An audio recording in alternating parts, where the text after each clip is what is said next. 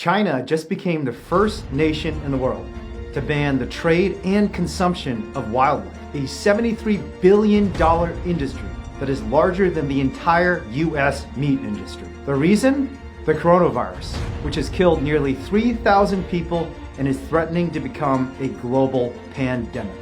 The virus came from a meat market in Wuhan, China, and the government is now taking this action to stop the spread of the disease. But is it too little and too late? As someone who is facing decades in prison for exposing the cruelty and disease in meat farms, I have a message for the Chinese government.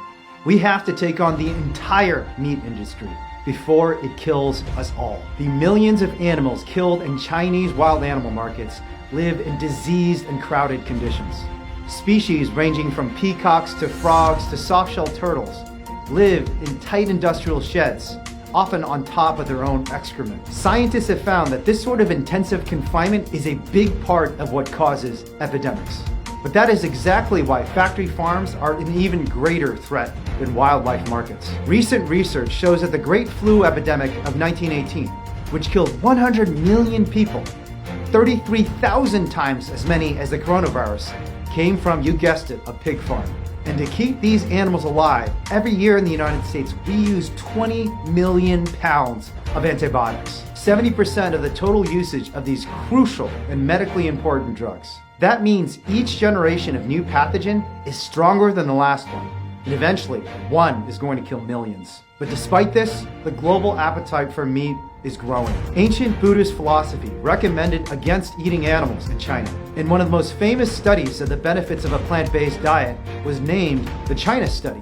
But while millions of Chinese Buddhists remain committed to a life of compassion, many others have been influenced by the West. And meat consumption is skyrocketing in China. When you start to realize that every chicken nugget is like a ticking time bomb, you start seeing the meat industry as not just a threat to our dietary health, but an existential threat to human civilization. And yet the Chinese government, like the US government, has done almost nothing to solve the problem. Worse yet, our governments have been actively subsidizing these abusive industries. The World Health Organization is warning us that the day is coming soon when an ordinary scratch on a child's knee will become deadly. Yet even progressive politicians support sending billions of your taxpayer dollars to prop up these abusive industries. But if the Chinese people can successfully pressure their government to ban the wildlife trade, then we here in the United States can convince and pressure our politicians to finally take on factory farms. If you support government action to challenge Big Ag instead of subsidize it, then sign to show your support today. With your help, we can make the fight against factory farms a national political priority.